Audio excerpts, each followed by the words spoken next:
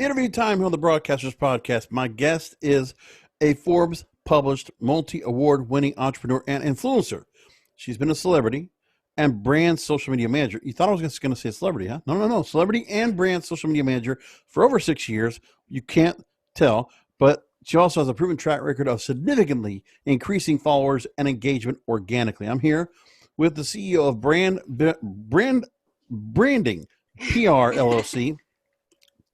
Twisting the tongue as we speak. Also the co-founder of businessownersociety.com, Sophie Bowman. Sophie, thanks for being on. Thank you for having me. So you were talking about we were getting on the line here, and where you definitely have what you think of yourself, and if you needed a time to really feel inspired or to feel motivated or to pump the ego, you're getting that today from the show. So just look forward to that, right? That's what we do on this program. So anyway, Sophie, I want to get started and ask you now, you have been featured as an industry expert giving advice to millions of performers and actors on how to use social media to build their online presence and win more jobs with entertainment powerhouse platform Backstage. Mm-hmm. Now, with some of these aspiring actors and performers that you're talking to, do they feel like they're better served in some cases these days? Because now we have influencer marketing, and this is something I've gone as an underlying subject, because I feel like celebrities, because of how the pandemic has really played things out, celebrities might not be where people want to go, because if we're doing so much online, the digital disruption we have is prominent and much more than ever because of the pandemic.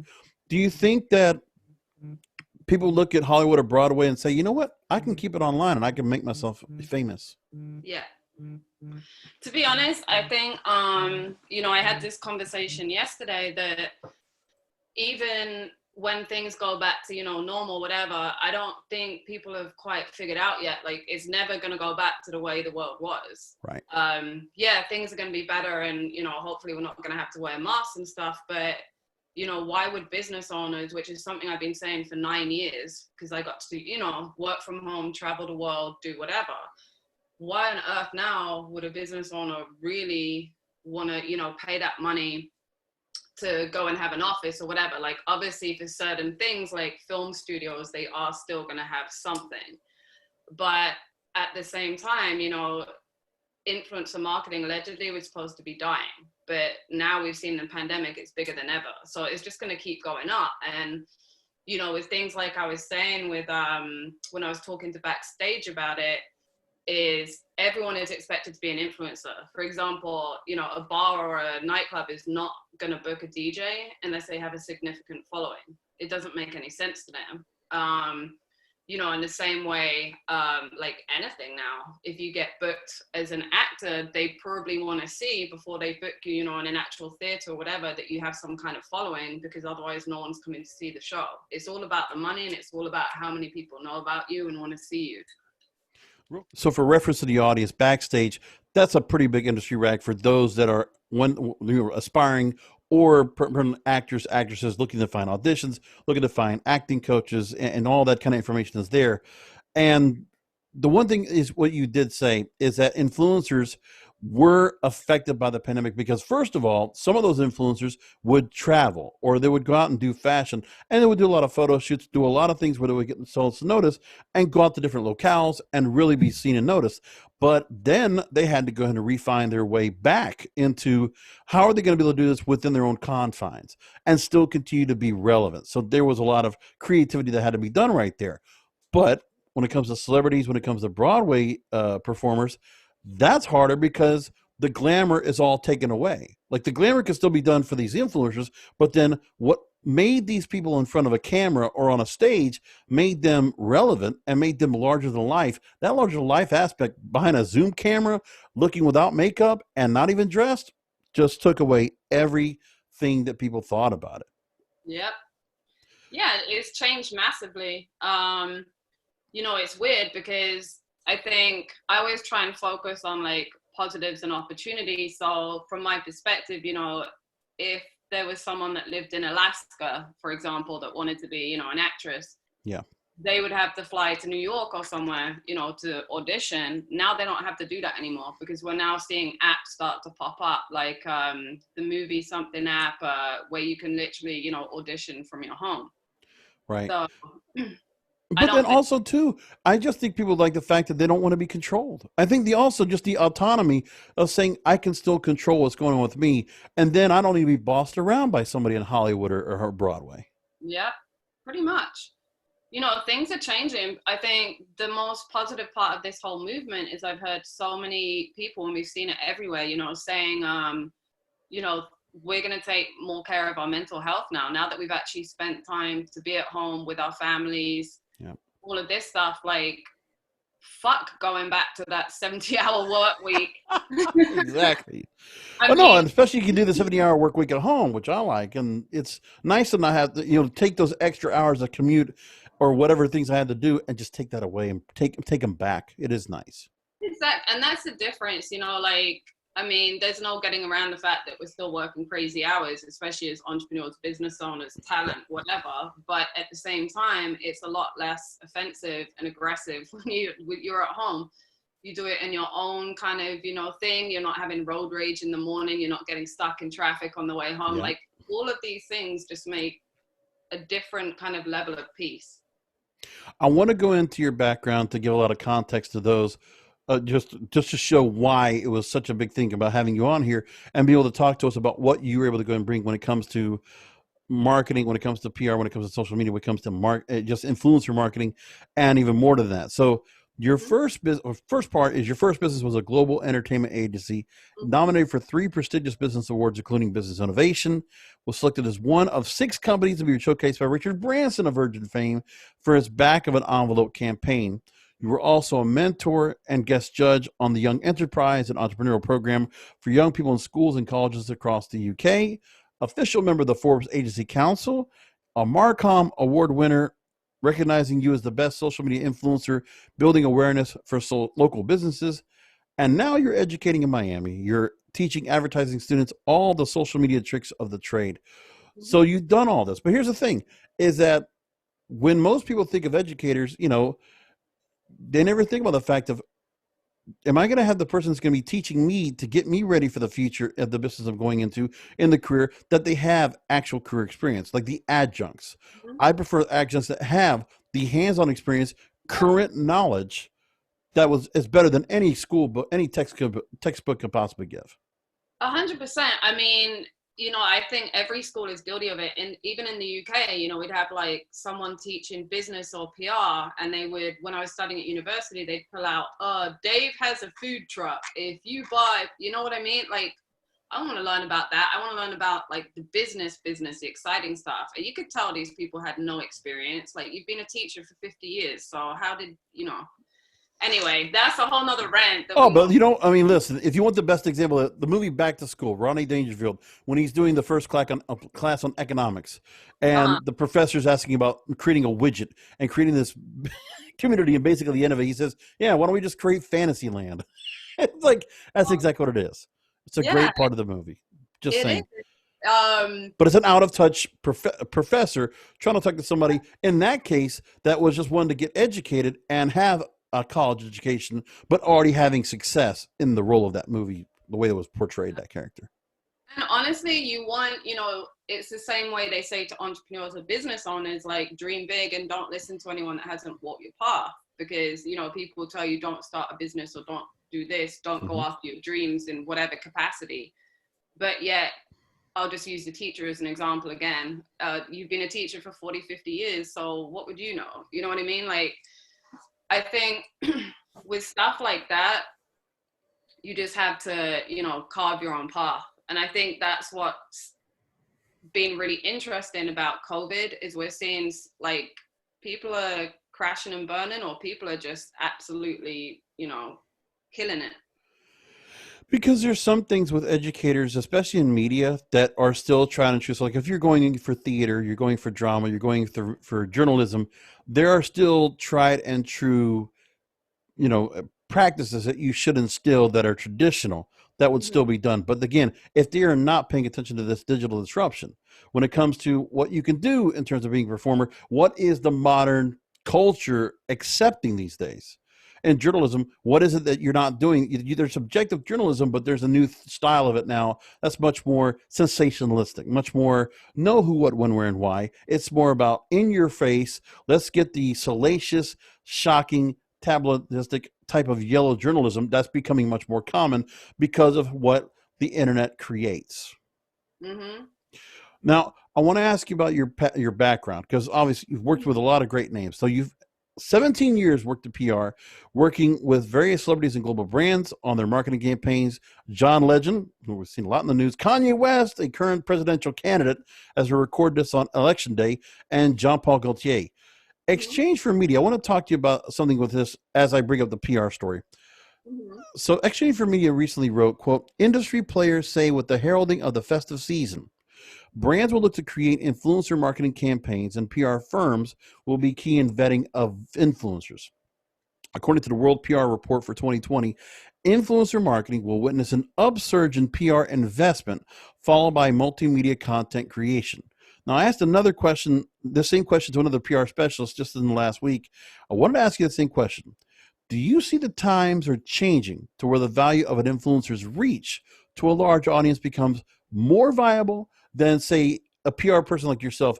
Would you look to go to an influencer to work on a marketing campaign than, say, go to the agency, go to the studio, the managers, the large upfront fees, and the red tape to get a famous celebrity, regardless if they're at their peak or not? Mm-hmm. Honestly, so I guess I'm slightly different because although I still, have my creative agency, I'm focusing more now on Next Gen, the Next Gen Plus, which is part of, businessownersociety.com. Plug. Right. I'm going to do that every time. Do it. Do it. I'm not stopping you. Friday when the guy was like, message.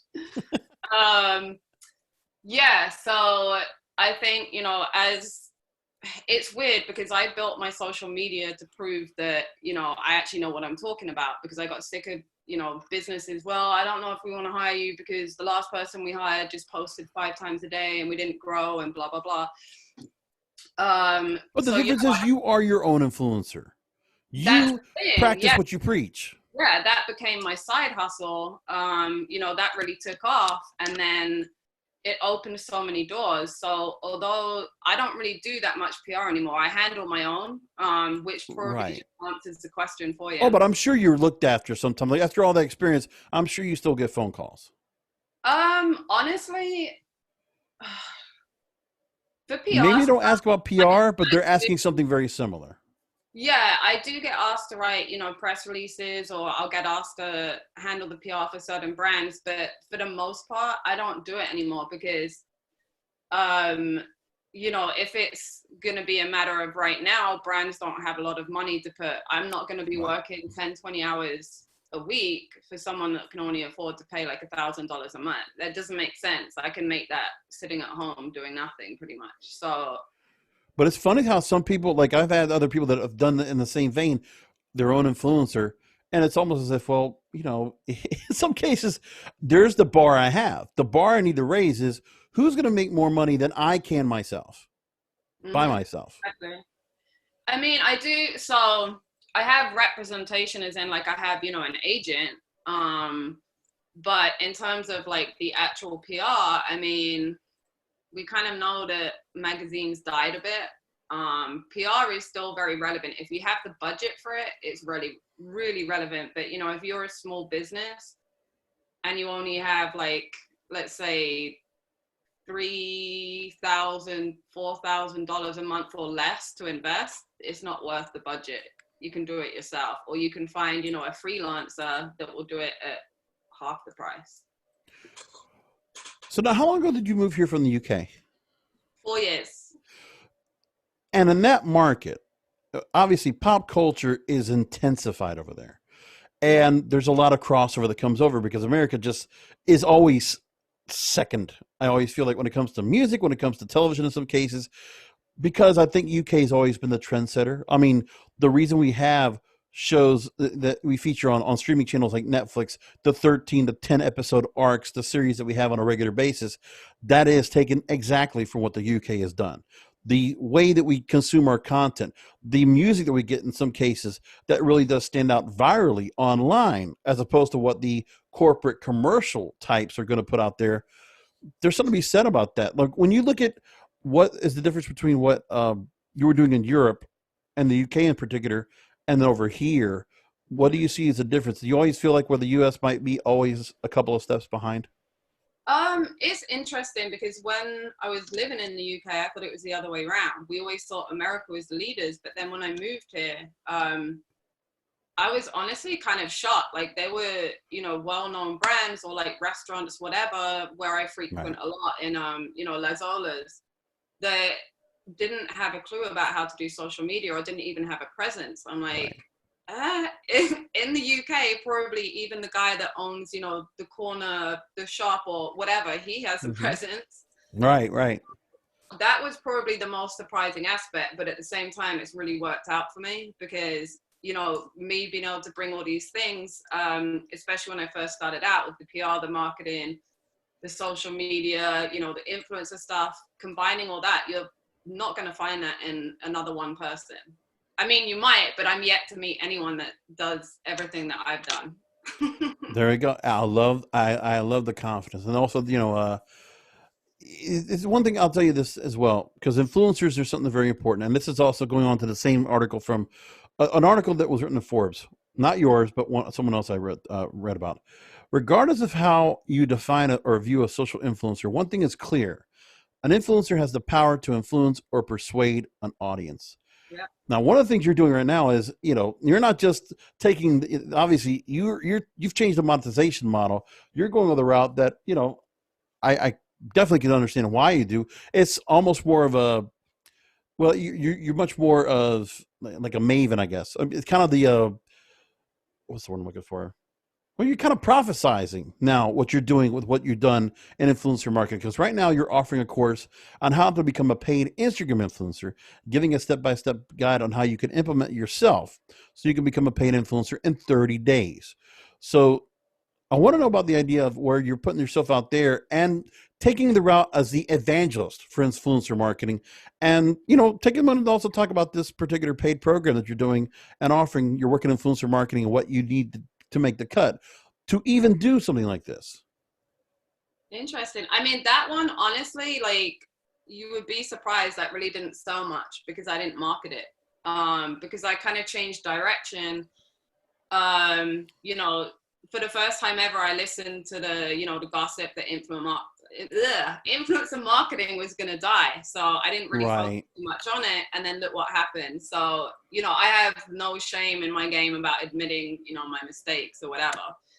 But I decided anyway, I wanted to kind of move focus a little bit. So I just kind of rebranded. I'm going to be focusing more on helping automotive and aviation brands doing their social media, Mm-hmm. but very, niche, like helping them build fans via doing social media contests, because that is the ultimate. I have my little special recipe for that, which doesn't require any kind of money, obviously apart from my payment.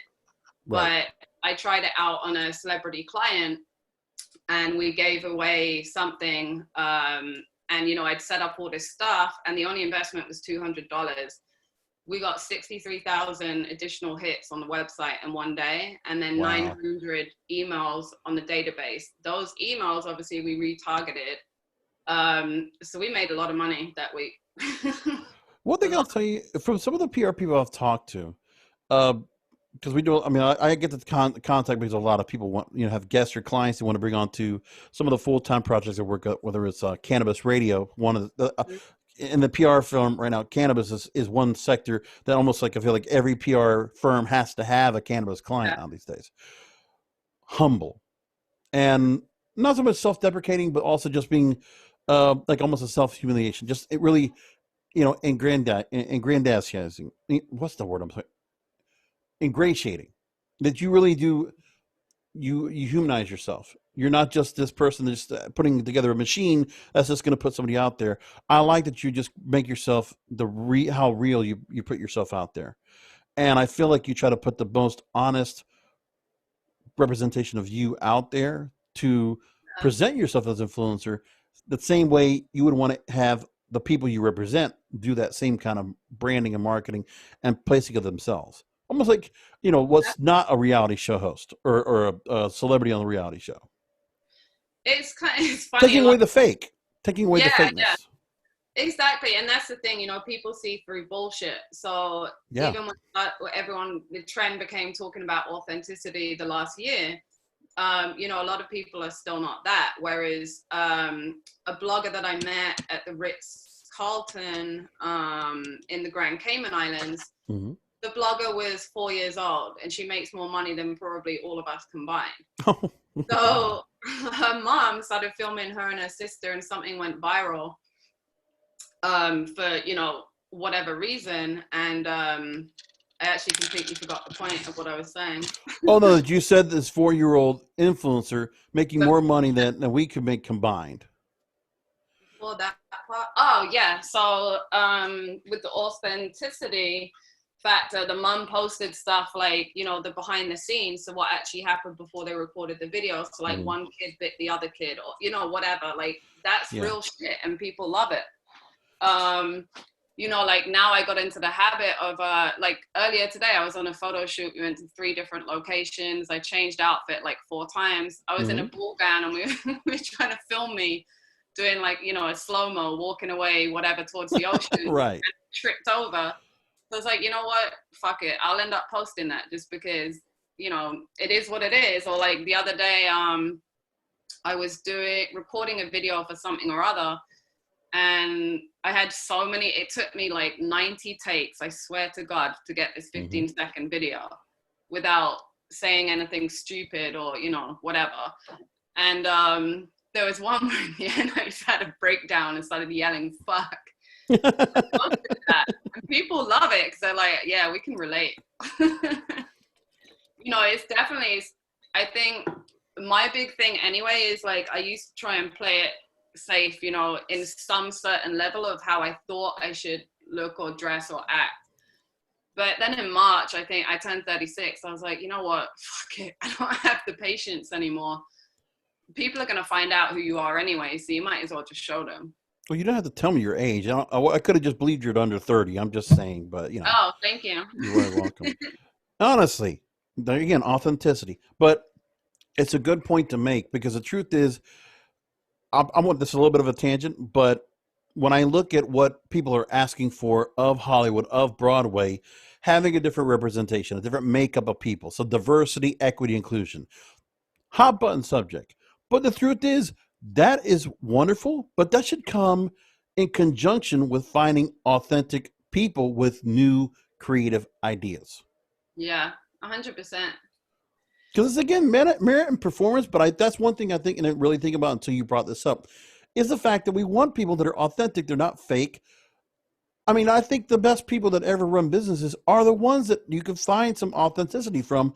If they're the CEO of a company, and you know what, they're a little bit recluse, they're a little bit obnoxious or bombastic, as we might hear it, there's something about that people can relate to. And you become approachable. You become likable. That's the breaking of the ice without even have to meet that person in person. Yeah, well, it's just kind of like, I've always kind of rebelled against everything anyway since I was young. Nonconformity, I love it. That's me too, man. I was definitely always rebellious. So when people say, no, you have to, Instagram has to be like this, or I got turned away by so many brands years ago because, it was just whatever. I mean, yeah, my photography skills were not great, but it was posting as is. If a brand sends me, liquor or whatever, I'm not going to stand there and talk about it for an hour about the taste or whatever. I'm not going to make a cocktail with it, probably. If anything, I'll just go with however I feel at the second, probably just drink straight from the bottle. Right. But, it's what we don't see enough of. But people don't have the balls to do that either. Yeah, I mean, I do have pretty big lady balls. This is why, I think this is one of the many reasons why I will forever be single, because I'm too aggressive for guys. They can't, especially in no disrespect, but American guys really cannot handle me. It's psychology. You know what? I've been reading a lot of listening to a lot of audible books. But my thing is, because I've been single for a long time too. But that's I'm sure my story is much different than yours. Bottom line is with that is that for someone to be someone to go and attach to you, there has to be somebody that understands the same wavelength, the same emotional wavelength. They can sub communicate and communicate Mm-hmm. and not get deterred by it. And I think that's the other thing is that people are very sensitive these days. That's the Oh, same thing goes not just relationships, but also just when you're networking. That people just can't just break things down. I mean, oh my God forbid if I take a drink, if I'm going to be a little bit woozy afterwards, if I might say something out of line. No, who gives a shit? Just say it. oh God. And then there comes me so many times. Like there'll be like, you know, a smart event or something, and I probably hit the free bar, ended up jumping in the ocean, and then walk back through the party. Hey guys. Right. But the thing is, you've also not worked in corporate environment. You've been doing your own thing. You've controlled your own destiny. Well, the thing I had to, because there's no way I would have been employed in corporate. I mean, I work with corporate brands, but again, you know, it works for me because I guess because I'm so different, but that But brings you're back. also you're shattering the way the corporate needs to be because you're telling them, listen, I know what's best for you. And that's what you're doing to them because they're obviously able to come back with some traditional, something that's already been done before. You're saying, no, fuck that. Fuck that. I have this idea for you. This will work. Look at my track record. And that's what you do. See, with my bosses that I work for, our thing is number one, we always want to work with people that we like. We don't Mm-hmm. want to work with people that are going to be tough or difficult or not. We can't budge. Yeah. Corporate's tough, so I can imagine what you go through trying to get some people in a boardroom that kind of makes sense. I think about the fact of now the other thing too. I can imagine, and I had one guest, Brant Pinvidic. He's the person that was kind of the pitch guy, developed and produced shows like Bar Rescue or Extreme Makeover Wedding Edition or Weight Loss Edition, excuse me, and most notably Biggest Loser. So with him, it was a matter of to get through these corporate suits and get something through their head was short attention span. Keep your presentation 3 minutes or less. So it Yeah. was about getting the word to them, cutting through the bullshit, and letting them know what was in their best intentions. Which I guarantee that's probably why some of the best ad agencies out there, they figure out how to do that because you have people that are absolutely out of touch. You have to have a real creative mind, and then some people are going to say, you know what, we need to listen to what Sophie says. Oh, that's a scary thought. Sophie for president. I mean, These at this days, you never know, point, right? I feel like I would have a chance.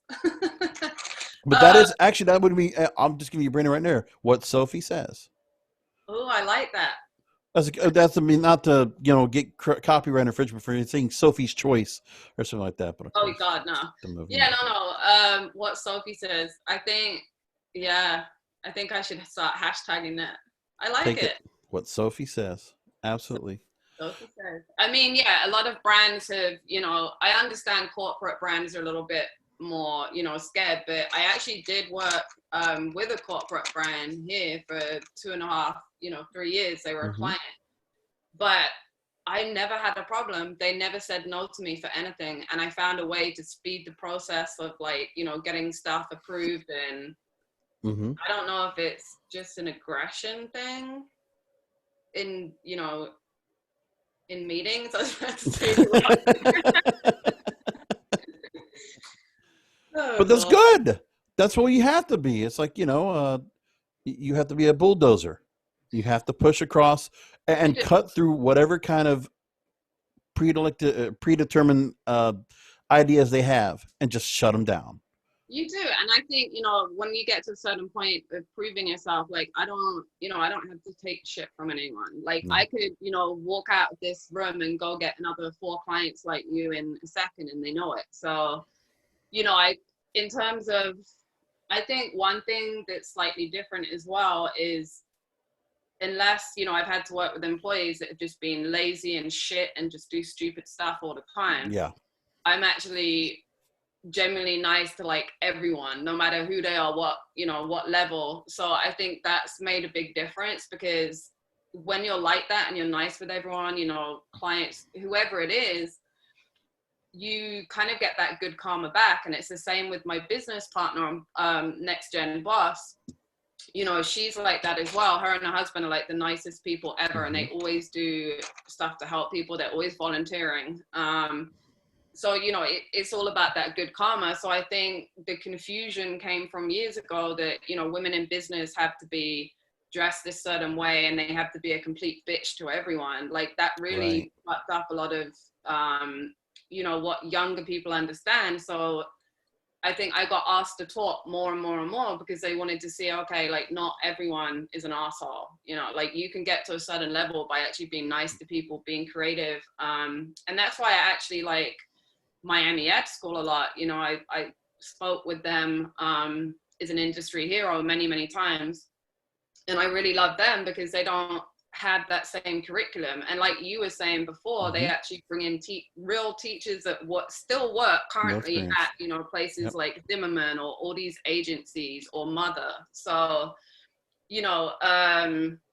I think there's a lot to be said for having some kind of direction, but what a lot of people don't know, I've said it in interviews before, is I didn't know what the fuck I was doing. I was winging it. But I'll tell you, the most important thing is this goes to the content creators I talk to on this program.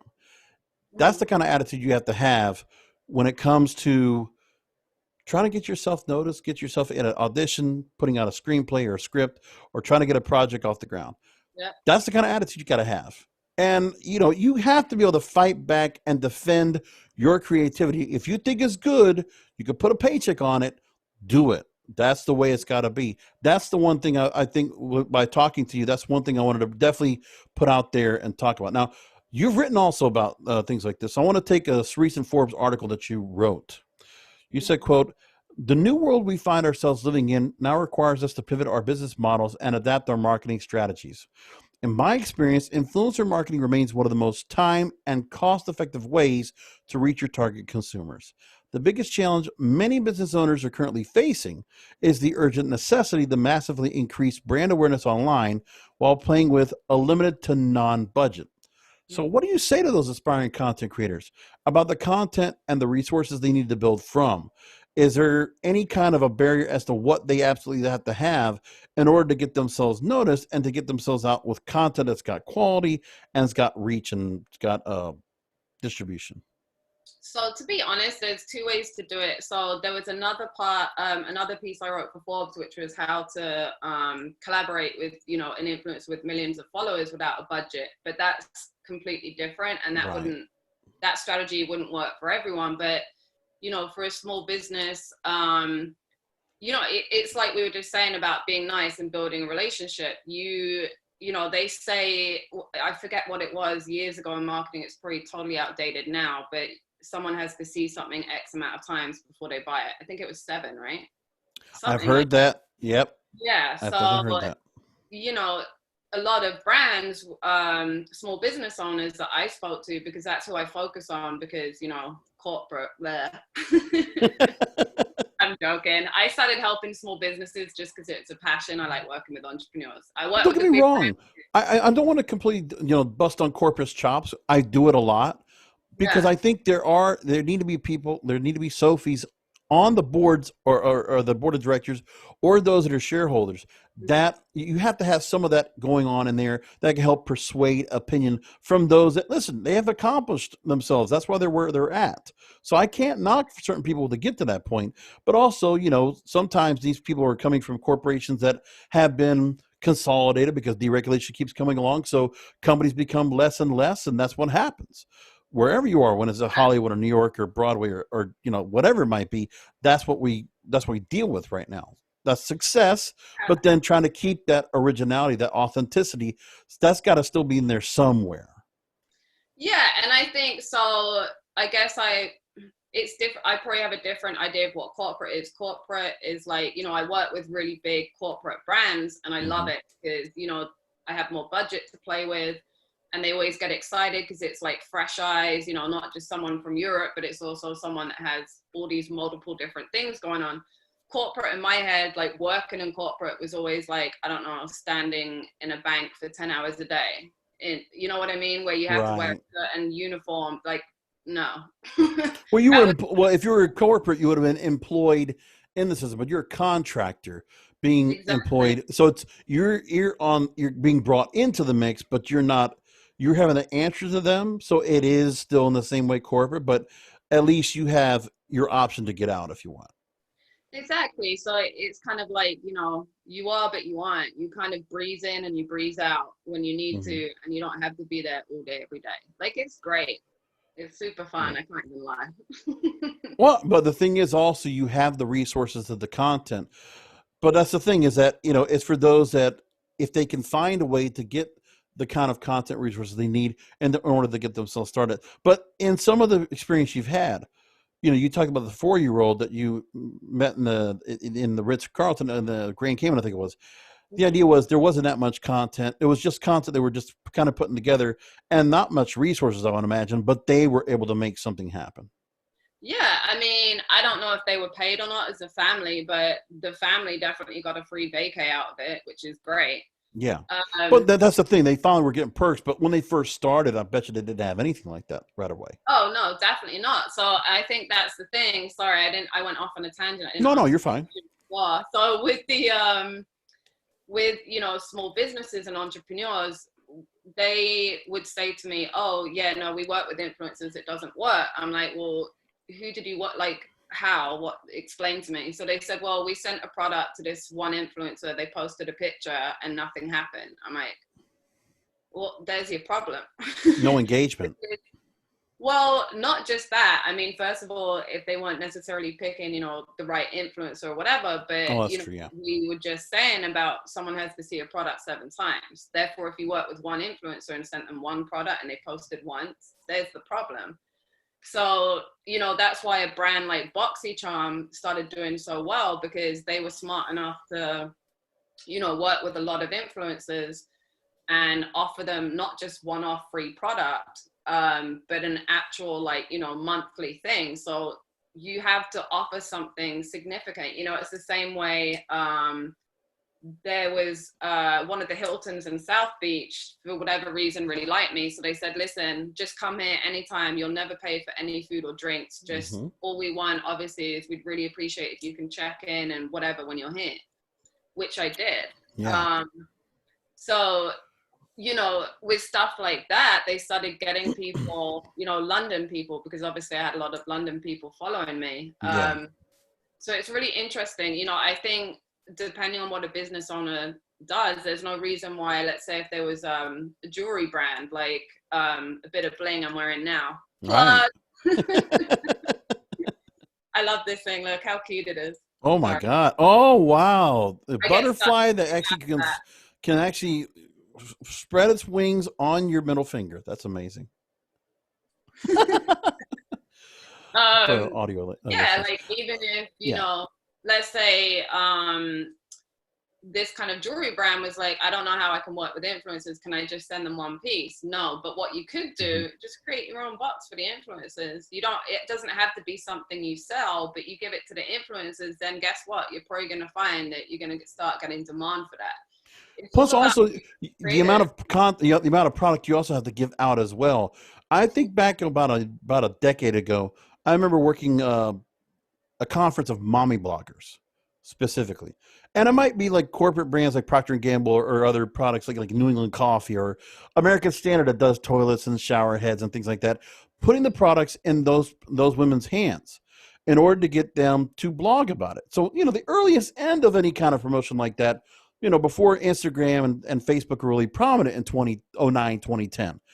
And the fact is, okay, let's get this product out to all these mommy bloggers, let them review it, let them try it out, and they got paid for it. Affiliate marketing. And it was effective.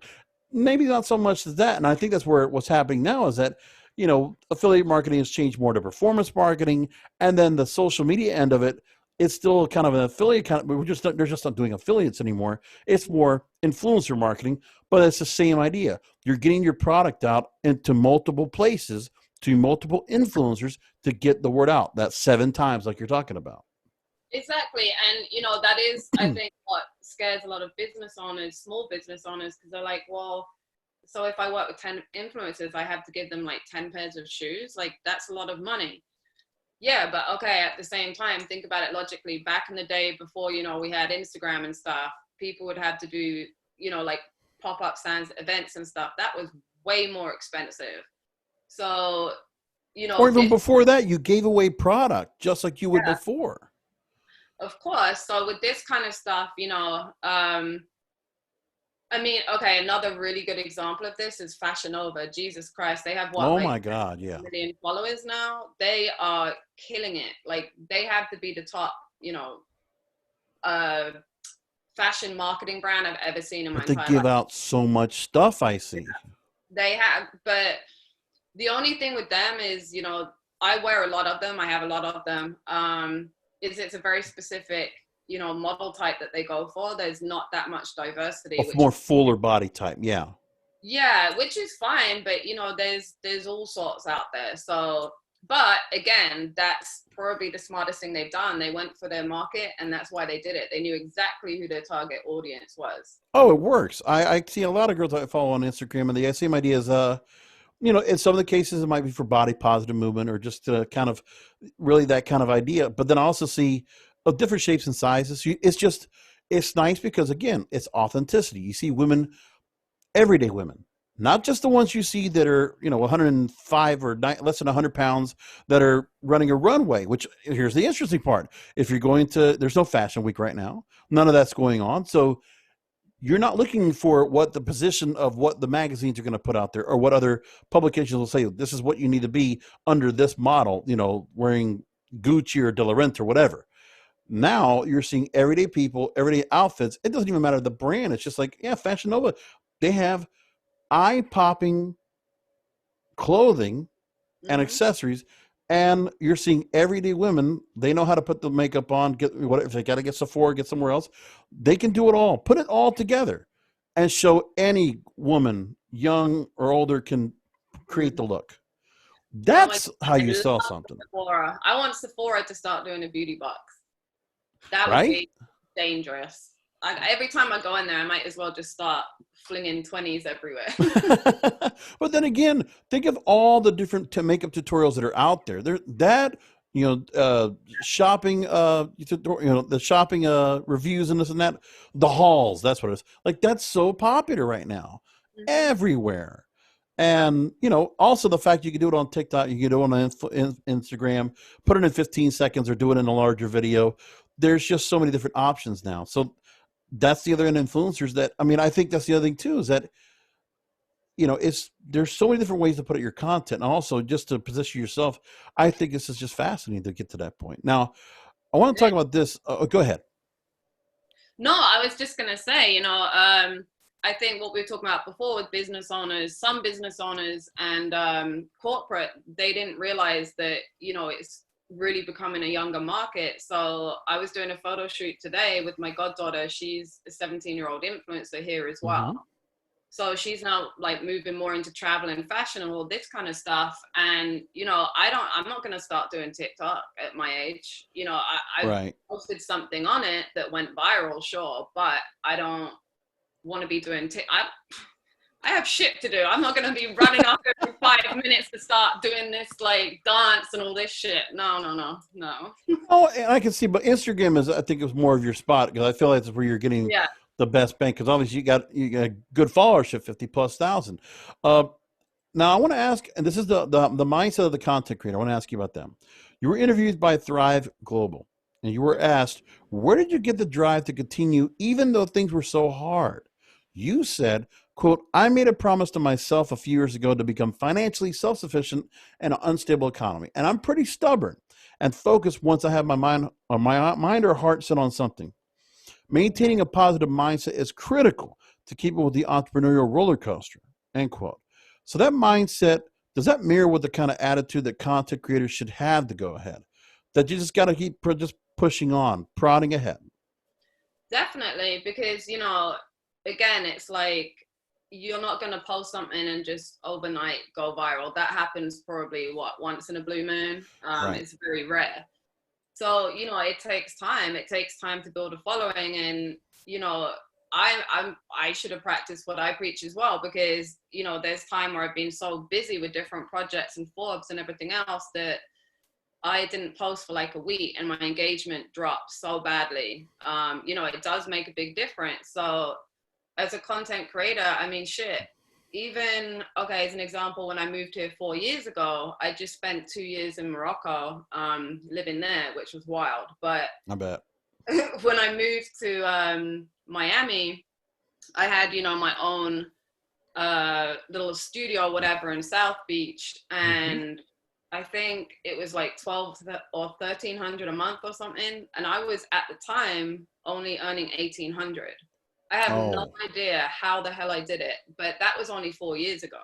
You know what I Hmm. mean? Like, you can achieve so much, and I was pretty focused. Like, there's so much partying and stuff that goes on in Miami, and don't get me wrong, I got very involved in that. But it's But over. But you can get overwhelmed. I mean, there's just what's bringing in the what's bringing in the dollars is going to overwhelm to make the time to make sure you keep these other pipelines moving and active. I could imagine it takes a lot of time for that. it's having that kind of self-control, which is ironic coming from me, but it's knowing, like Monday to Friday, don't call Sophie because she's not going to come out. There's no point. Yeah. No, that's business hours. A few times I've gone out during the week Mhm. and I still get shit done, but I'm probably at a normal human level. Right. That makes sense. I'm not at Right. my like super laser focus, blah, blah, blah, blah, blah, doing a million different things. Hmm. And that frustrates me. And then I feel annoyed with myself. So, I think, yeah, you have to be really focused. Like, if you want to be, a really big influencer, there's no reason why you can't be. You pick your niche, you start, whatever, but just know it's going to take a year or two probably to build it to, 50,000 followers plus. Yeah. But if you keep doing what you're doing, or you become really niche in your area, I mean, there's an influencer in Fort Lauderdale who has like not even half of my followers, but she'll get a lot more kind of deals from this area than I would because she's very focused on this one area.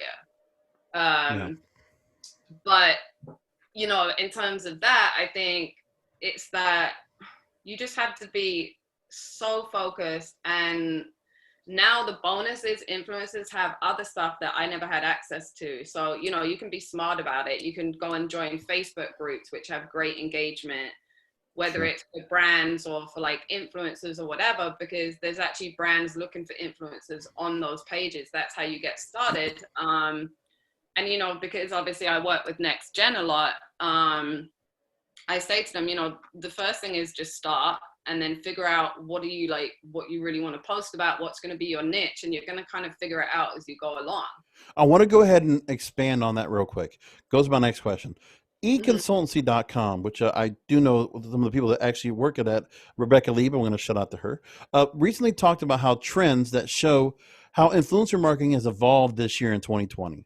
They reported how travel bans and social distancing led to the cancellation of major events earlier on in the year, not to mention the disruption to the daily working lives of influencers. Brands and influencers were quick to react, however, shifting to at home photo shoots and pivoting to more relevant content related to the home, such as comfortable fashion, home improvement, cooking, and self care. So these obstacles, I imagine going through the pandemic and having to work with some of these influencers to adjust what they could do, I can imagine was a bit of a challenge.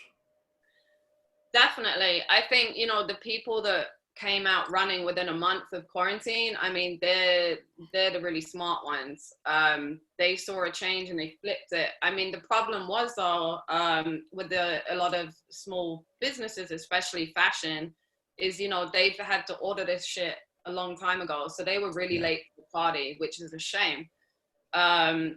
So some brands were very fortunate, some weren't. But again, there were certain bricks and mortar stores, boutiques that still didn't even have a website, which is insane to think about that. But they were Right. really fucked, really, really fucked. So I spent some time, helping a lot of local businesses in Fort Lauderdale, which is why, I won, I think it was 2 or 3 awards for that. I don't remember. But one was pro bono, just because I was teaching them how to kind of move that from bricks and mortar to, Hmm. online as quick as possible. But it's a tricky one. I mean, I think people that want to be influencers, I think you just have to think really, it's not just one thing. It's not just posting on Instagram. Have a YouTube channel, have a blog, Yeah. have where you can have, the affiliate links. But then more than that, think about, okay, whatever the niche is, let's say it's I don't know, business. Then okay, see if you can try and get a role like or some kind of editorial role, guest writing for blogs, you might not get paid for it in the beginning, but if you're starting to build that kind of exposure and it's linking back to you, this is a problem. Not everyone thinks this way. So Mm-hmm. I'm just different. I don't know But it what's wrong. works. No, I get where you're coming from. And the thing is, for the people that also they're going to be influencers anyway, it's probably be best if they're actually something that they really do enjoy, like they're passionate about what they're doing, and that it doesn't feel like, well, I got to go and get this, I got to get this sponsor together, or I have to go and get this product, and I have to go and talk about this. Like you want to be motivated, and and that's one thing for me is that I always felt like you could tell the ones that are definitely motivated, the ones that are really they're really excited about what they're doing, they're happy with what they're doing, they enjoy it a lot. You can see a lot of good intensity about that. TikTok. I'm going to talk about this now when you talk about how certain people were able to pivot pretty quickly, celebrities that are smart enough were able to do that. I actually, there are some that failed miserably and some that I thought did really well. I still think somebody said about Jason Derulo, the musical artist, that guy, his career has picked right back up pretty quickly. So like normally he was just really UK centric with a lot of his hits that would come across, but now he's come in, probably has another album, probably has an album on the way, but he has a couple of songs that have done very well so far. And I see J Lo actually got out there with Alex Rodriguez, and they're kind of putting a lot of stuff up there, and they're at least being creative and different. And there's others that did the same thing. I just Gordon Ramsay, reviewing other people's TikTok food videos. I think it's fantastic. There are people that figured that out, and it's actually something Yeah. really. I enjoy that. Now TikTok has grown at a record rate during lockdown, and again, I'm with you. I wouldn't do TikTok videos myself, but I like watching a lot of them because for a couple of minutes just to watch like 4, 5, 6 of them back to back, it's kind of interesting. So with that, it's reached 2 billion downloads as it says in the second quarter of 2020. A new pool of influencers have emerged as a result, opening up new opportunities for brand deals. At the same time, brands have been discovering organic trends and conversation on the app, often created by micro influencers or simply regular users going viral. And it's which is a common occurrence on TikTok, but something that rarely happens on other social media platforms. Mm-hmm. As Influencer Intelligence explains in its latest report, the state of influencer marketing and beauty. This is down to TikTok's unique algorithm. It informs the content on the For You page, personalized to each user based on how they interact with videos. But TikTok, I mean, is there enough time to build a brand with that? With the amount of time you're given to put a video out there, to put out whatever the intention of the message is? I think there is. I think, again, it's all about being creative because, everyone would think you have to stay in certain boxes, right? So Yeah. my business partner's husband, Justin Napola, he's a lawyer here in Fort Lauderdale. So he actually did a TikTok because his daughter taught him. Right. It became so popular because they were like, huh? Why would a lawyer be doing TikTok? So, I think you can definitely build a brand, but it's just about, finding something different and going with it. What's And been that, amazing to me, I must tell you, from Miami, being from regional sense, real estate. For those that are showcasing and listing $1 million homes or condos and things like that, that's been the most fascinating thing when I've seen. Plus, a lot of people doing reviews of food down there, things like that have really been stood out. And I think that's what's also interesting. Not so much the food TikTok, but the people that are actually going out and about, especially when there's some places that, we're still under some kind of a lockdown. So New York City, a little bit tough to get around, do things, but you're seeing the difference. And like Miami gets a chance to be showcased much better than you could ever be, but you can never do anywhere else. yeah, for sure. Yeah, I think, we're very lucky to be kind of based here where we just have so much at our fingertips. We have like these amazing houses. So I've been kind of working with all these influencers, and we're going to kind of, we've done a few photo shoots already, but we're going to be going to these, real estates, like these multi-million-dollar listings, just to hang out for a day, get photographed, Right. not necessarily get paid for it because, I waived my fee during quarantine because, especially for the small businesses, they were really in trouble. Mm-hmm.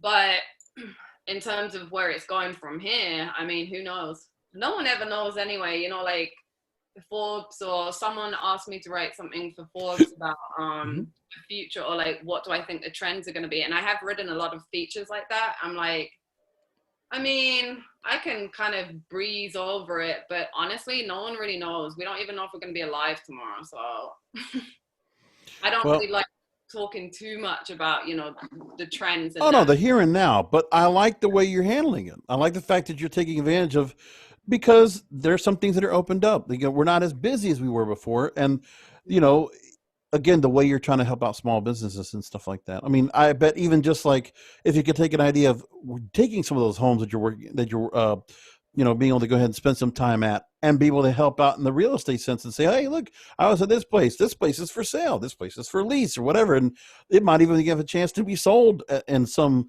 way, shape, or fashion. You never know. Now, Sophia, I tell you, I love talking to you. You've been so awesome. And thank you for being, obviously, with all the time that you take, I'm really happy that you took time to go and talk to me today. But I want to ask you one other question now. Uh, they also talk about in that same article, influencer intelligence, the state of influencer marketing and beauty. They also talk about a shift away from sales-driven campaigns towards social good. So brands have started to recognize that influencers can be also credible communicators rather than just a vehicle to promote sales, as overall trust in creators has appeared to improve. So they're showing research from Takumi. 25% of consumers are more likely to source news updates and opinions from influencers than journalists or established news outlets. At the same time, 58% of 16 to 24 year olds, 56% of 25 to 34-year olds. So Gen Z millennials, they agree that social media influencers should use their platforms to discuss current affairs and everyday activism. So I always have a think about celebrities, musicians, and others that decide to put their politics up in place, and it has nothing to do with their performance or what Yeah. they do for a living, their craft. So, talk to me about the idea of paid campaigns to what I call what is performative allyship. You're gonna have to reword that for me because I'm blonde. So, what I'm talking about is, you know how we have celebrities that are definitely, like, say for the election that as we record today, those that have spoken out for whichever candidate they are for, or those that are supporting Black Lives Matter, or supporting, an LGBTQ movement, or something else. Say it's climate change, or if it's, I don't know, it could be, the right to life or right to choose, things like that. That they're putting their politics, they're putting their social causes up front. Oh, that, I'm white, but I need to help people of color. I need to speak up for them. Things like that. Instead of doing sales campaigns, they're saying, well, because you see how some brands now, they decided, well, we're going to make changes for the good of society, institutional, systemic injustice, things like that. I mean, you know what? I was really pro part of that movement. You know, um, a lot of my like goddaughters, mixed race.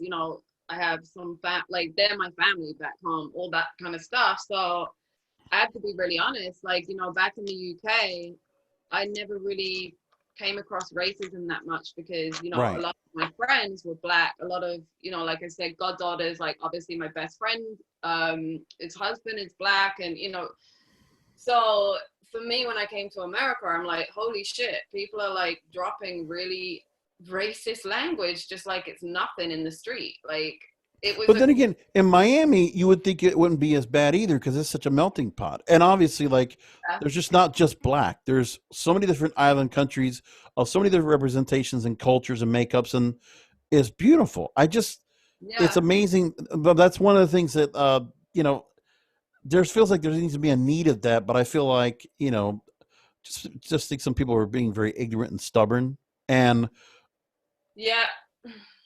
I I mean, think you just kind of can't ugly. speak for a cause if you're involved in the cause and you're not just putting money into it and you're actively involved. I think it's also the authenticity thing we talked about from the get go. Well, yeah, it's like the brands that got a really negative backlash because they just posted a statement saying, we stand with the black community. Okay, that was great. That whole movement was beautiful. But then, of course, people are now getting pissed off. Hey, you put that statement out. What have you done about it? you're just covering your ass, you know? Blackout Tuesday. You might remember that on Instagram. Everybody did a black square. They could have taken time to put a message up, but they didn't.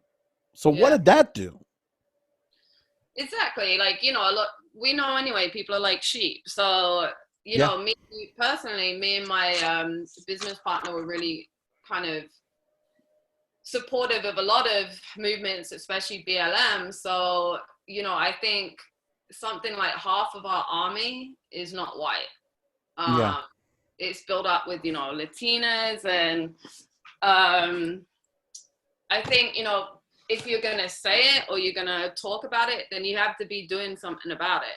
It's that Yeah. whole, you know, exactly like you say, the authenticity. Okay, well, if you're really upset about starving children in Africa, don't just post something about it or Do a pilgrimage. do Go something. there. Yeah, Right. exactly.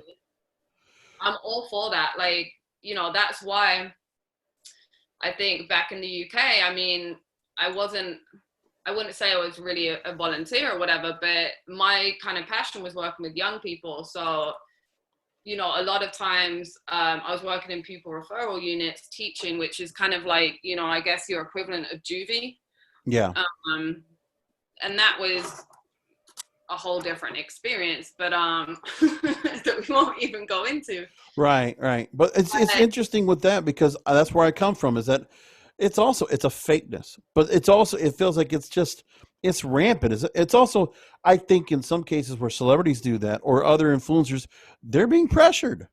They're being pressured to do something that's like, well, it's not really my cause, but you're putting a gun to my head. I might as well just do it. Like, um, it takes away from what you really are. Like, why you want to go and do that and hurt and honestly alienate half of your audience because you could be doing that by doing something like that. well, it's like people, you know, especially today, like I've never seen such aggression between, you know, like the Trump and Biden supporters everywhere Yeah, today. They're like standing on street corners, like, you know, flipping each other off and stuff. It's like, Jesus Christ. I mean, okay, I get it. People get riled up about politics, but, hmm you know, I think one good thing about this election is so many more celebrities have stepped forward to get involved. And I think that's awesome because now we really have a lot of young people talking about politics that didn't give a shit a year ago.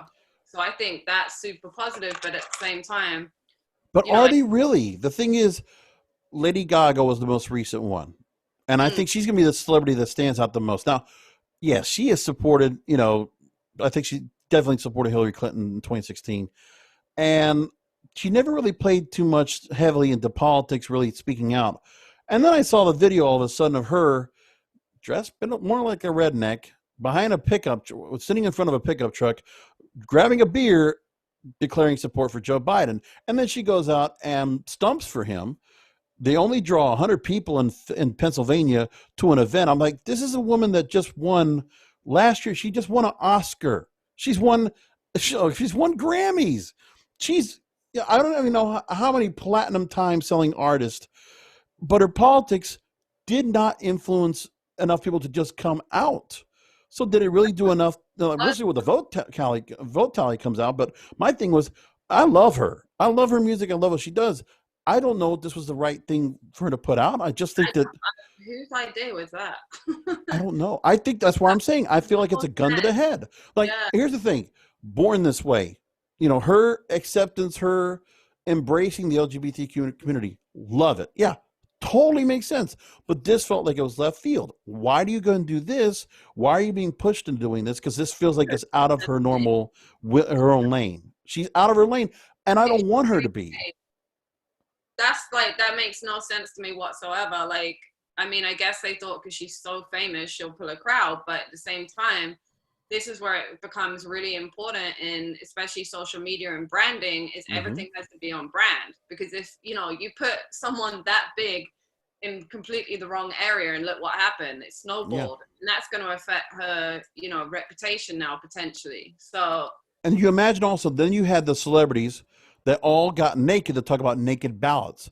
I don't know if that message got out anywhere that made any sense, but that's Mark Ruffalo was in it, Amy Schumer, Sarah Silverman, Josh Gad. Like, I mean, it's a lot of, pretty significant actors, actresses doing that. And then I just saw Chelsea Handler going naked for a PSA to talk about the vote for Biden. Like, that doesn't make any sense to me. That you're putting money, you're putting your time, you're putting yourself out there, subjecting yourself, because I guess a celebrity, you're just being told what to do. And it's like gun to your head. You go do this, or you're going to be outcast. And that's worse. But it's like I feel it's a performative allyship. It's the thing where, you just you can't have your projects and monetize them. No, if you're going to be called upon to do something that is going to be totally against what you're doing, what you normally do, you just want to make money, or you just want to be able to go ahead and make people, make people laugh, make people entertained. And then you have to do this, and you're subjected to do this. My thing is, I'm afraid this is something that's going to continue to happen to more people that might be influencers. They're going to be like, what will happen to Charlie D'Amelio is going to be saying something about this, or what if we have like some YouTube creator that has to come out and do the same thing? Like, no, they want to be able to do their own thing, but if they get too much influence and then somebody comes in and takes a power grab on them, then is it for social good, or is it just being pushed into something that they just think that, again, you're doing it with somebody just like the Lady Gaga scenario. They just threw money at it, but nobody really had any idea of what to do here. This doesn't work. Like, whatever, do a concert and a fundraiser, sure, but doing this hurts her image. It takes a little bit away from all the work that she's done, her whole discography, her whole career, actress, singer, philanthropist, all this kind of stuff. That just you're downplaying it, you're hurting her brand, and I don't like that. Yeah, and I think, that's a big problem with a lot of brands I work with is, it's the same with the influencers. Like, I have a lot of respect for, because I have a lot of influencer friends, or, my next gen influencers that I work for, that work with me. And, if a brand says, well, you know what, they're amazing, but they have 40,000 followers, which isn't way below our usual thing. But I'm like, but they're right on brand. They're right on target. This person will get you way more than, someone with 200,000 that's not in your brand niche. But I mean, people don't get it. You can drag them to the water, but you can't make them drink, right? Or drown. Right. And then again, I think if you're trying to put it in front of them 7 times, it just isn't going to work. If people don't want to hear it, they're not going to hear it. But I think also some of the audience is going to be forgiving, because, like, for me, I'm not going to be the kind of person. Listen, Lady Gaga already had an album come out this year. It sold well. She puts out another album. I'm not going to stop listening to her or watching what she does just because she did this. I just think it's a blip that might be a little bit of a judgment call. I would think people can go ahead and dispute that all they want, but I think that, why play that card? Why be allowed to be played that card? Why be told to be a performative ally? We don't have to. You want to be able to control your own career. And that's where I come from in this conversation with you, is I want to make sure that those that want to be influencers, those that want to be in any part of media, where they're in front of a camera, in front of a microphone, or, taking pictures for social media, whatever it might be, I want them to have control, and I want them to be able to say, okay, I want to do this. I don't want to have to do this. Mm-hmm. That's where I'm coming from. The beauty of, like, being an influencer is no one can really tell you shit. I mean, you would never want to have to deal with that. I don't think you would never get put into a position like that unless you were absolutely 100% committed to it. Yeah. And it's like, sometimes you get, because I have like a few different influencer platforms that I use, and I look at what the brand wants. I'm like, so you're giving away one product that's worth like not even $100, and you want me to do like 3 posts on my feed to 50,000? Like, be serious. Then they wanted like a video and a story. I'm like, fuck you, that's too much work. Like, you'd have to pay me for that. But it's one of those things. Like, you have to be choosy who you work with, even as an influencer. You can't just be posting from any type of shitty brand. Like, you have the right to say no. And also, you said there's times you'll do pro bono. It's because you want to, not because you have to. Like the brand, like, if I meet someone that I really like, or someone that's just, has the common sense to like be nice to me. Like, if I go to their restaurant and for whatever reason they find out, who I am, that sounds so conceited. Love it. Right. That's okay. Hey, But if you they know, find out who I am and they're smart enough to, like, I don't know, either take care of the tab or send me, you know, a free bottle or something, like things like that to me are huge. Now in return, you're going to get a lot of shit. That one like bottle that you comp me or whatever uh-huh. that really cost you nothing.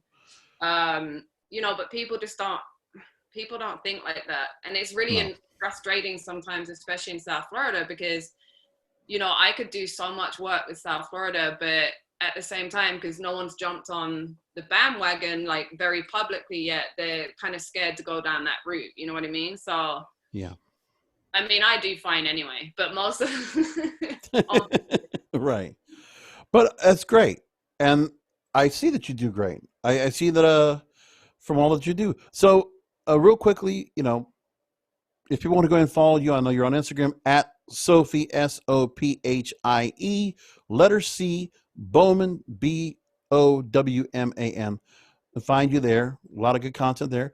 And I also want to talk about your two websites, businessownersociety.com and brandingpr.com.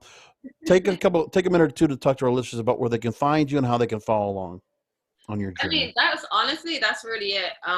You know, I will be launching a YouTube channel soon. Business Owner Society probably, but you know, that will all be on my website. But my main thing now is really Instagram.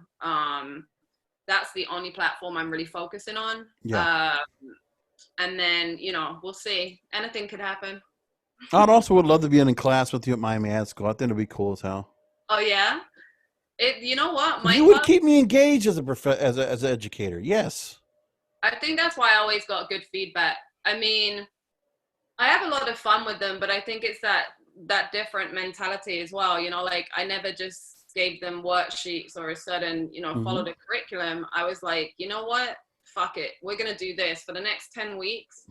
You're gonna in lesson 2, you're gonna create a new Instagram account or figure out what you're doing. You know, I took them through branding, I took them through this, I took them Mm-hmm. through a whole thing, and they were like, "What does this have to do with social media?" I'm like, "Trust me." And you know, by like week 5, they're now learning like engagement tactics and how to build their following and what hashtags to use. And they're like, holy shit, we've seen everything grow. We're getting more likes, we're getting more followers. But I really wanted them to have, you know, like a living, breathing, like tangible portfolio, so to speak, to bring Agreed. out the class. Yeah. So, you know, Yeah. you can do a lot in 10 weeks. I should probably just create the 10-week class and just sell it online. I That already might do better than the 30-day Instagram influencer course. That might be the next step. that one, honestly, like considering I didn't market it, it sold well, considering I didn't do anything with it. But I think But you have expectations. Sophie has expectations. oh yeah, of course. I expect the utmost. You know, like I had a tantrum when I came out. I mean, when I say tantrum, I mean like I was stroppy for about like 2 minutes Uh-huh. because I was in Success magazine recently. I was like, but I'd rather be on the cover. I'm at that age now where I'm like, I want to be that there. You know what I mean? Like, Yeah. or not just be on the cover. I want to own the whole fucking magazine. Right. Like, it's always thinking bigger. So nothing's ever going to be good enough for me, but you know. Well, I feel the same way. You know, I try to go and follow up on a story that you wrote for Business Insider, but fucking paywall. I couldn't get to it. So there you go. Oh crap, I have the video if you want it. Yeah, send it along, please. I'd love that. What do you use it for the interview? But you know, them and Wall Street Journal, these guys who just want to be paywall. Everybody wants to be paywall now. So whatever. Yeah, I mean, to be honest, I think that's gonna probably be another increasing trend. You know, I Oh think yeah. Kim Kardashian was ahead of the game. She was doing that years ago. People had to pay for her blog. I mean, that Yeah. was beyond smart. People probably thought she was crazy, but I don't knock anything she's done. Listen, that's $1 billion empire right there. yeah, you can't Billion stop them for dollar. anything. Like people love to make fun of them, whatever, and call them stupid. They're far from stupid. If they're No, stupid, and they're like wrapping up their show now, and I'm telling yeah, you, I don't know how they done it. Let themselves be looked like they have, and the entire family exposed for what, like 12, 14, 16 years, something like that. I don't even know how long it's been. That's amazing. And Ryan Seacrest, to his credit, you know, good idea. Good idea, brother. I wish you would do better in radio, but you do good at things like this. What can I say? He is the Dick Clark of our generation, you know. Have the Sophie shit show. That's going to be the latest reality TV show trend. Right? My, That could be a separate playlist on the YouTube channel. You never know. God, no, I've been asked to be on a few TV shows, but it always made me kind of nervous. Right. Like we all have our dark sides, right? And we all have Mm-hmm. certain things. And as you've already identified, I'm very just who I am. So if I feel Yeah. like throwing a massive shit fit and having a meltdown in public, I will. And I don't know if I'm ready for that to be broadcast on TV. No, not yet, not yet. Well, let me do this. I'm going to go ahead and wrap this up. Sophie Bowman, again, pulling up the title in the company, CEO of Branding PR LLC and co-founder of BusinessOwnerSociety.com. And BusinessOwnerSociety.com, that's the best place to go and reach out to you besides the Instagram. Yeah, for sure. There we go. And I know there was a lot of information bio all about what you're doing, your clients, and what you've done in the past, your portfolio. So great stuff. Sophie, you have been a delight to have on. Thank you for being on the Broadcasters Podcast. So glad to have you.